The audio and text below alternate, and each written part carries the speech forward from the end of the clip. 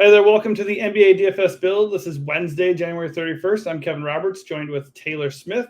We'll be breaking down the 9-game main slate for DraftKings. Our process is going game by game, highlighting the top plays of the night, pointing out values, and also discussing player projections, ownership, and game environments. If this video helps you in any way, please give it a like below, and also consider subscribing to our channel, the DFS build. Doing so lets us know that we're doing something right and also keeps you in the loop for future videos. You can also find us on Spotify if you don't want to look at our faces. Also, this video is sponsored by DFS Hero. They have a killer lineup optimizer and plenty of features that can help you score a GPP takedown. We will be using their projections as we go through this slate. It's also worth noting that the DFS Hero tool pointed out a lot of good plays last night and may have helped you cash if you used it. If you want to check it out for yourself, please click the link in the video description below, directly underneath this video. As for today, we have a whopping 9-game slate, which is almost double what we did yesterday. We'll try to be as quick as we can going through all these games. So let's get right into it, Taylor. Right away, Bulls, 5-point favorites at the Hornets. Weirdly low, 215.5 total, though. The projections like the Bulls quite a bit. As for you, who do you like? Yeah, I thought that was weird too, just because Charlotte's so bad, but they're really not running at a fast pace, and Chicago's dead last in pace, so guessing it's just a pace thing. Chicago is missing a lot of guys with Patrick Williams, Levine, Torrey Craig, and now this Dalen Terry is out, so going to be a lot of Ayo Dosunmu again, going to be a lot of Kobe White, DeRozan, Vooch, Alex Caruso, maybe this Julian Phillips guy. He's projected for 21 minutes, but not very good per minute. The Sumu is the one that stands out the most just because he's cheap. I'm happy to go back to any of these guys again. Kobe White did me dirty yesterday, but good spot tonight. Vucevic, DeRozan, totally fine. Probably max one of those three. But yeah, kind of similar to last night. Yeah, it really is, and it's honestly been the same for every slate that the Bulls have been on with Levine sidelined. Yeah, it's funny because last night you and I both were like, yeah, Vooch and White, let's go. And of course, it was DeMar who smashed, and White had foul trouble, and Vooch just was kind of like, he was just kind of there.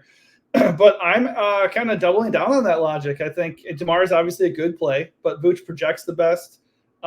He's got the highest boom rating per DFS Hero. He's got the best matchup. He's the best, second best overall value for the Bulls, and he's the best fantasy points per minute producer on this team. Also, he's the cheapest of their big three. So, like, everything to me points to Vooch. The only downside at all is that there are other center plays on this slate, and he is coming in a little bit chalky at 21%.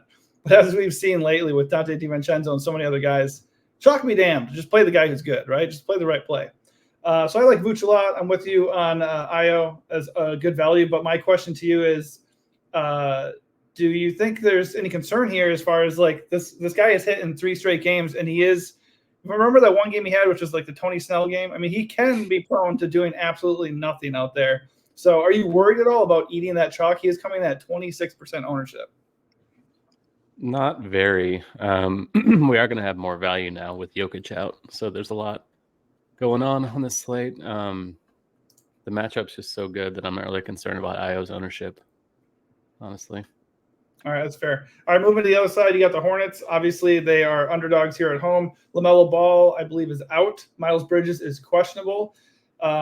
With those guys, if both of them are out, the Hornets actually look pretty good. It's like we said, this total is odd, but the Hornets do not defend well, and in theory, this game could turn into a bit of a shootout. So who are you liking for Charlotte? I think Bridges is probable, so I think he'll play. He always looks good without LaMelo in there. Should see tons of usage just like he did the other night. Ditto for Brandon Miller. They're both like around 30% in this scenario.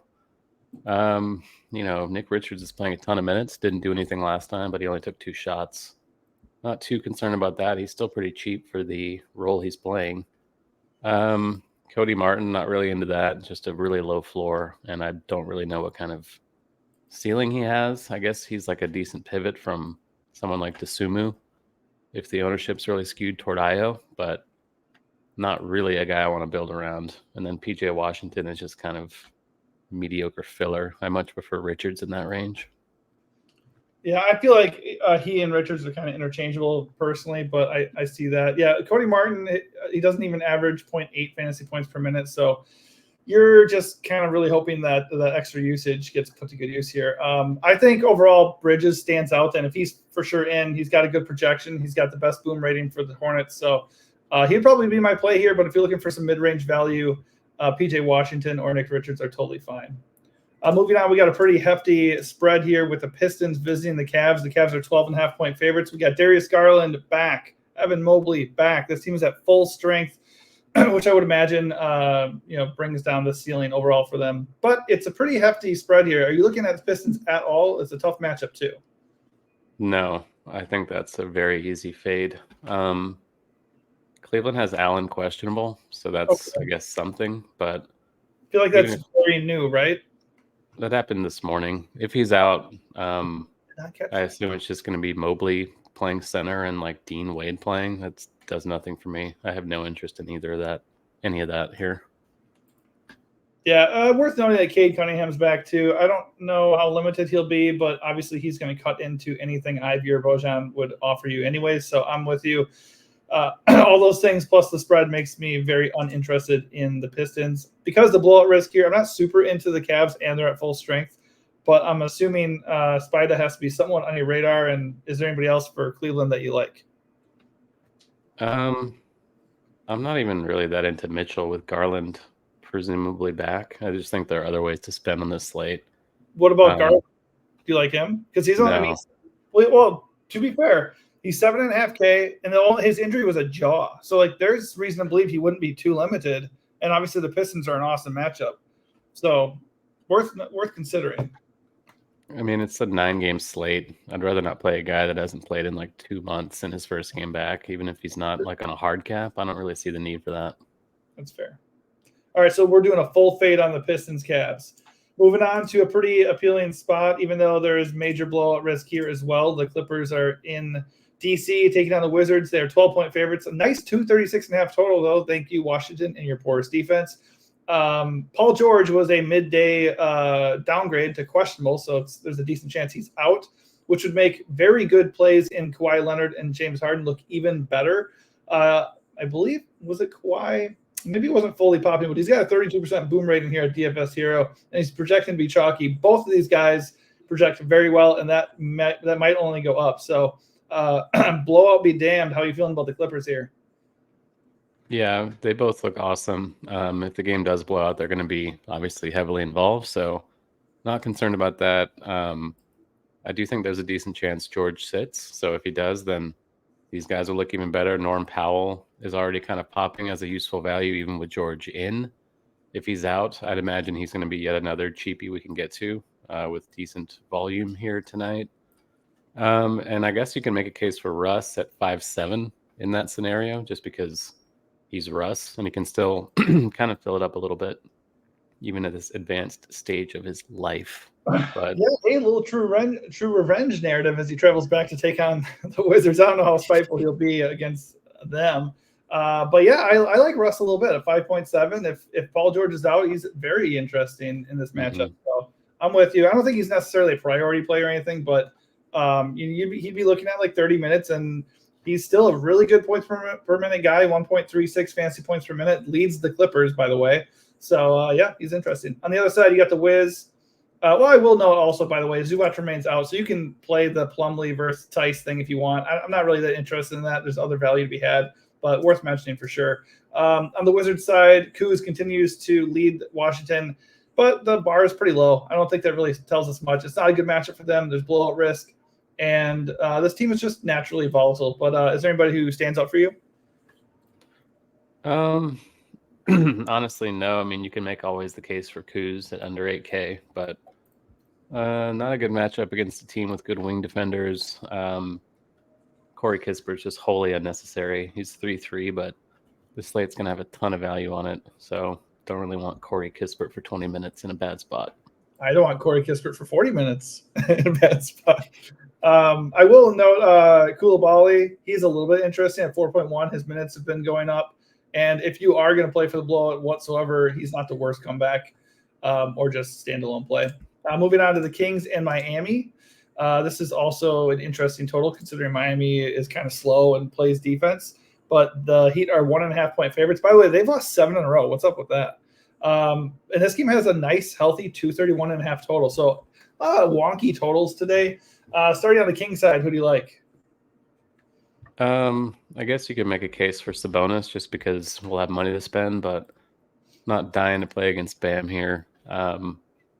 Excuse me, Herter and Barnes are decently cheap and have pretty good roles. But again, not really priorities on a slate with enough cheap value to actually feel good about. It's really just Sabonis. I'm not really looking at anything else here, honestly. Yeah, the Kings are honestly a full fade for me. I think the only real logic, the only reason you're going for Sabonis is because he projects well and there's not a lot of elite spends. But I mean, that's fine. I think it just feels like a mid-range night. We don't need to go crazy. SGA, we're going to get to him, but he is in. So I guess that is an elite spend that we'll like. But the matchup just isn't good for Sabonis, so I'm not expecting a stealing game out of him. The other Kings are just fine. I wouldn't prioritize in this matchup personally. On the other side, got a lot of interesting value in the mid-range with Miami. I mean, Bam and Jimmy Butler are really, really nice prices. The Kings aren't that imposing of a matchup at home. Not exactly an easy one either, but it's a reasonable spot. Do you like anybody here? So Bam has seen like a 2% usage hit with Rozier on the floor, which is not nothing. He's been pretty mediocre lately, but it is a good spot and he is affordable. Ditto for Jimmy. He's been fine with Rozier in there. Not really, I think, like a slightly negative usage boost, or usage hit, but it's still kind of hard to prioritize him. Yeah, I feel like I want to like them. I just cannot really imagine getting here with a lot of volume. Yeah, I mean, Jimmy doesn't project very well. He's had 2 really good games in a row, and he's just so cheap. So I have no issue getting to Jimmy despite the mediocre projection. Bam projects decently, and he's also too cheap. I don't think they're priority plays, but on a slate without any elites, I don't mind landing on them at all. I mean, the prices are just really, really nice, and they're good per minute producers. So I think they're totally viable. Moving on, Pels versus Rockets. The Rockets are 2-point dogs at home with a healthy 231.5 total. Once again, these are like slower defensive-minded teams, and the total is kind of popping here. The Pels all look pretty interesting just because of their prices. And Zion, I think he was 7-3 last time too. But yeah, all these prices look interesting, even though the Rockets aren't necessarily the tastiest matchup. Who do you like for New Orleans, if anybody? Yeah, like you said, I don't think they're bad options for the dollar. Trey Murphy maybe is the value here that stands out if Herb Jones is out. He's questionable. Murphy for 4.6, I think, is a fine dart throw. Presumably would fly under the radar compared to some of the other kind of Dallas, Denver value we'd be looking at. So don't mind that, but overall, not the most appealing team. Yeah, I just like the prices, but the matchup isn't amazing, and there's a lot of other plays on the board. But if you get to someone like Zion at 7-3, you can do a lot worse. On the other side, we have Şengün leading the way for the Rockets. Really nice projection, even though, I mean, I don't think JV is an easy draw down low at all, but by the numbers, it's actually not a bad spot. So Şengün projects well. His price has stayed about the same that it has been. Do you like him, and do you like any other Rockets guys tonight? Yeah, I think you can make a case for the starters, pretty much everyone except Dillon Brooks. Jabari is a little cheap. Jalen Green is affordable enough. I don't know what's up with his rebounding, but he's like Dennis Rodman all of a sudden out there for some reason. Van Vliet is getting cheaper and cheaper too. It's kind of the Jimmy Butler thing. Like he's underpriced relative to his role and who he is every single night. So I don't hate that. And Jabari, like I said, under 6K is pretty good for him. So I wouldn't play more than 2 of these guys together, of course, but I think all 4 are pretty interesting. Yeah, Van Vliet's price is nice. He was horrible last game. He has not done well in this matchup, 29 fantasy points per game, and he's been averaging 38 minutes per game across the 2 meetings with the Pels. So for whatever reason, just has not been the right spot for him. I think the guy I would really go after here if I want to pay up is going to be Şengün, but it's looking more and more like I don't necessarily have to. Moving on here, we got Dallas and Minnesota. This is a pretty appealing game because Luka and Kyrie are both out. It's appealing mostly just for value, but it's also very risky because the Timberwolves are 13-point favorites at home. This also is a 219.5 total. So obviously this one you would think is going to be pretty lopsided and Dallas is going to get smoked, but that's just a ton of usage gone. So guys like Tim Hardaway Jr., Jaden Hardy, Josh Green all project pretty well, and they're all probably too cheap or way too cheap given the role. So who are you liking here? And the more important question would be, who of this group would you not want to play tonight? Grant Williams, Josh Green, Kleba. Grant Williams followed up his 55 with a 6 the other night. So that was cool. Yeah, that was beautiful. I told you, I was like, fade. Nope. He's not bad. He will probably not look as good now that we have some Denver stuff, but I'm fine with Hardy. I assume he's going to be the most popular or second most popular player on the whole slate, but pretty good reason for that. He's going to run the backcourt in this game. Hardaway, maybe.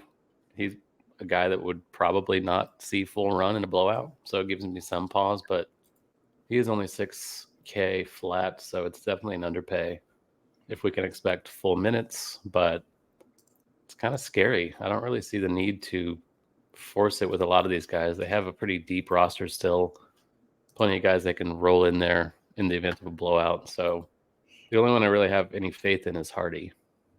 Yeah, just because of the price. And he's going to be crazy chalky, so it's a risky fade for sure. I'm with you, man. I like the THJ fade just because this game should be a blowout, and as one of the older vets, he'd be one of the first guys to sit. So I think I'm okay with Hardy and maybe even Josh Green. Everybody else feels a little bit toxic to me tonight.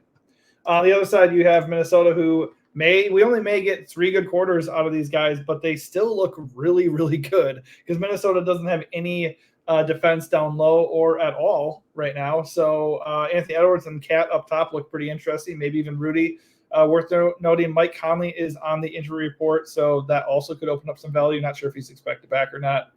But yeah, blow up be damned. Who do you like here? Yeah, I think Edwards is really good as a run back if you're playing some of this Dallas stuff. He's only 8-3. Minutes are always there for him in close games. Of course, this may not be a close game, but like we said with the Clippers, the Wolves guys are going to be there on the right side of the blowout if they do blow the game out. Edwards isn't nearly as much of a priority now, though. We have Jamal Murray kind of in the same range. That's going to be a really good value with no Jokic. Mm-hmm. So I was getting to more of them earlier before that Jokic news broke. Edwards is still the best play here. I think Gobert for under 7K is pretty good too. But yeah, I don't want to load up on this side either, honestly. No, I agree. They're in a great spot. They're really nice prices. They project well, but the blowout risk is very real here, and they just aren't priorities because there's other guys in better spots at the moment. So I think they're really fun tournament guys to land on, Cat or Ant up top. I mean, I don't think they're going to be owned right now. Ant's coming in at 12% ownership, and Cat is at 8%. I think you're getting sub 10 for both these guys easy, maybe even less. So that would make them interesting. Antos have a nice 29% boom rate. Cat's coming in at 27%. So DFS Hero System does like them quite a bit, as they should. All right, moving on. We got Magic, going to San Antonio to take on Wemby and the Spurs. The Magic are surprisingly only 5-point favorites. The Spurs are often in a lot of blowouts, but they're being respected a tiny bit here. This game has a 227 total. Everybody's at full strength here. So starting with the Orlando side, who stands out for you? Pretty much no one. Franz Wagner, fine. Minutes are there. Usage is fine with him, but never really has the best ceiling. Not dying to look his way. Banchero with Franz back doesn't have as consistent a ceiling either. Did show it in the last game, but I don't know. I can't get too enthusiastic. I guess Banchero's fine, as a similarly priced pivot from Murray or Edwards, but he won't project as well for a reason. Even in a good spot, Orlando just has a really crowded, deep rotation, and on this slate, it's hard to make them stand out. Yeah, I think if you're going to use anybody for the Magic, it's definitely Banchero. I think he has the best projection, best boom rating, and He's the best points per minute producer on their team too. So he's the guy who checks out for me. Good price. He is an interesting tournament pivot from the guys you said, plus Kawhi and Harden. So with a lot of ownership flocking to Jamal, Kawhi, and Harden, guys like Anton Bancaro might not be very owned. So that is interesting for tournaments for sure. Because, I mean, this is a spot where if you're doing a single entry, you can eat a ton of chalk and then make one or two pivots in those areas, and that might be what makes the difference, you know? All right, moving over to the Spurs side. Obviously, we have Wemby. Wemby always looks good, projecting for almost 50 fantasy points tonight. I mean, he looks great to me, 31% boom rating. He does so much when out there. Just the only thing I ask of him is to just get more minutes out there, please. Other than that, I like him a lot. How are you feeling about the Spurs? Yeah, he's going to be one of my highest owned players, no doubt, just because he's still too cheap. 9.2 is not enough for him. Even with kind of a minutes limit, I think it's pretty easy to make him a priority. Power forward eligibility makes it a lot easier to get to him as well. So happy to do that, and essentially happy to fade any other San Antonio Spur tonight. Yeah, nobody else really stands out for them. Wemby looks like a DFS god. I guess Keldon is questionable and maybe trending toward doubtful, so maybe Vassell looks a little bit better, but he's still 6'8", though. Yeah, but I think that's interesting in a tournament. If he's going to be completely unowned, that's kind of a 1% guy you can look at with some upside.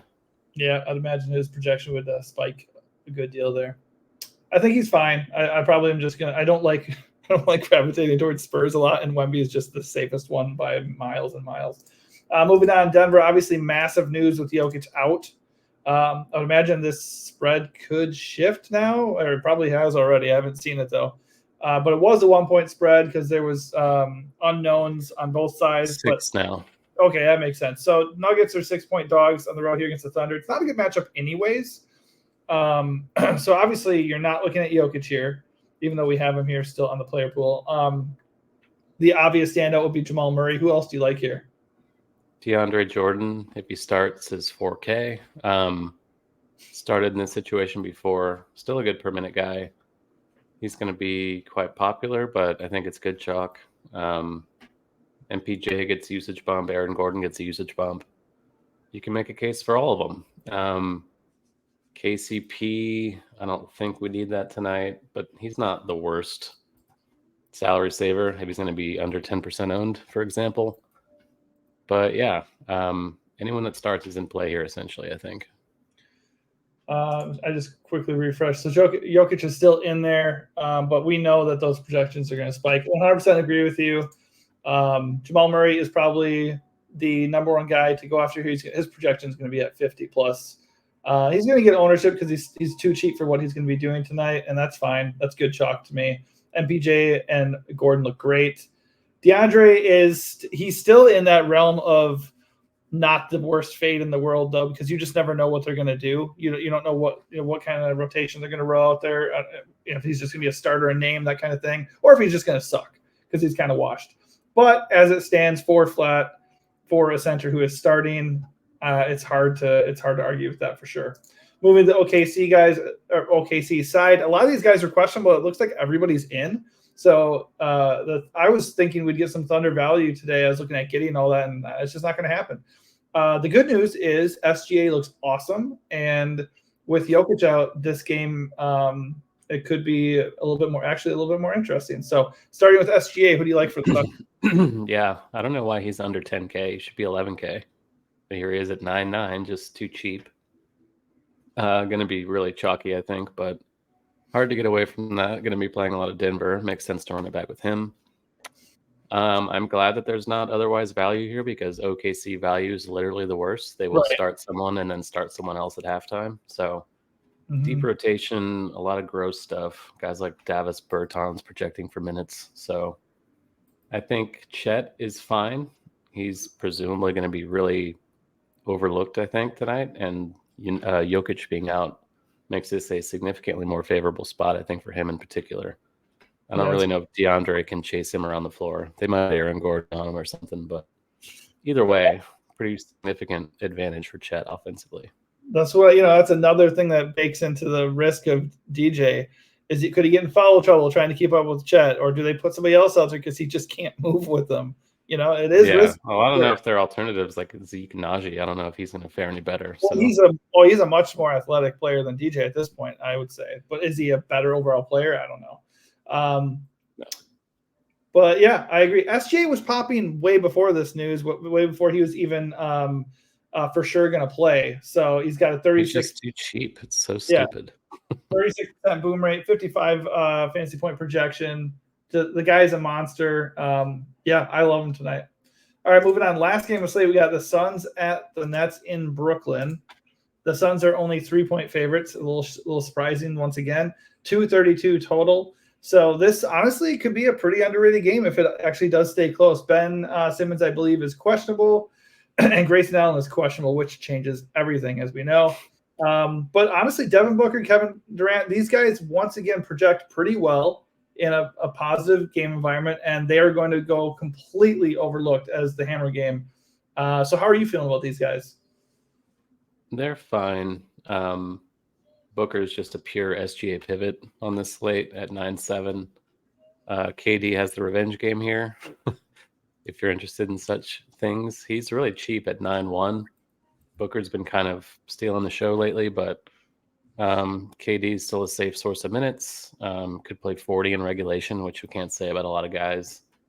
So I do think he looks pretty good. He's going to be unowned. Like Wemby's going to be popular in that range, and KD is presumably not. Even Beal at 6'6", you can argue looks a little bit underpriced. So I see the merit there. It's going to be hard to get to them. You might have to boost them a little in projections because they're probably not going to be hitting lineups otherwise. But I don't mind giving them a little bump just because the game does have a decent total and a pretty tight spread. Yeah, obviously you can play with your ownership all you want, but it is kind of nice that they have just this little like button that you can click in here and just boost their projection for you. You don't have to play around. And then when you hit the calculate, it's just more likely that those guys are going to pop up in your lineups. But yeah, I'm with you. Here's the thing.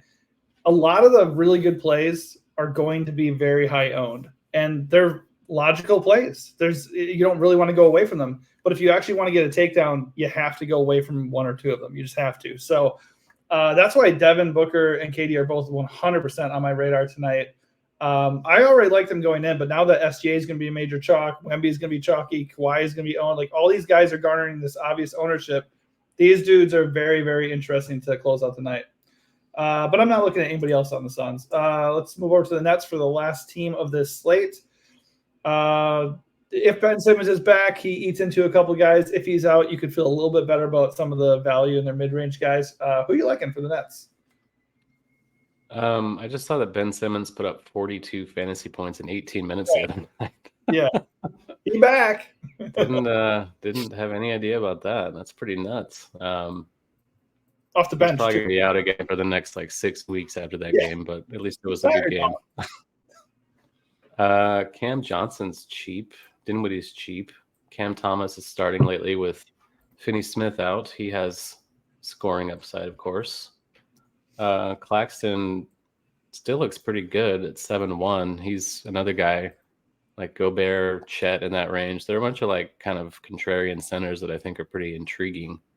Phoenix isn't the most imposing interior defense with Nurk running around in there. So this team actually looks kind of decent. Even Mikal Bridges, if you want to play the double revenge angle, 7-3. All sorts of minutes upside for him. Plenty of usage. I don't like it, but I do kind of like plenty of Brooklyn on this slate.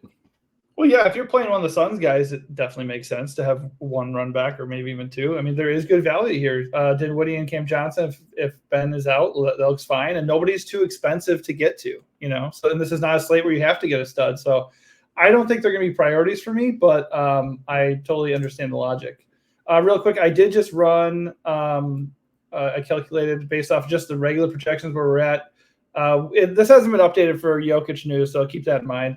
But if you look at this first team here, there's a lot of guys that we're liking. Vooch. I don't know if we like Grant Williams, but he is cheap. SGA, Io, Hardy, Tim Hardaway Jr., and Washington Allen to me are just kind of like fillers. Obviously, you can come back up here and start prioritizing. I'm just going to completely eradicate Jokic for now. we can, if you like SGA a lot, I'm clicking on so many things. You can just, oh yeah, he's already in there, so I'm not going to do that. Let's see. Who's somebody else that isn't in the lineup that I just showed that you are very high on right now? DeAndre Jordan. Who, I Aaron? assume you could sub DeAndre Jordan out for Grant Williams, right? Or vice versa. Yeah, because I think, let's see. Aren't they both 4K or something? Yeah, well, right now he is at the forward, so maybe if you don't play Jarrett Allen, you slide Vooch to the center or vice versa and have DeAndre there, and then you can, play around there. Let's just see. Let's go over to Denver side. We could actually pump up DeAndre Jordan quite a bit here too. It's not even enough. Let's just say. And then let's see if we can calculate that and run it again. See what it changes for us.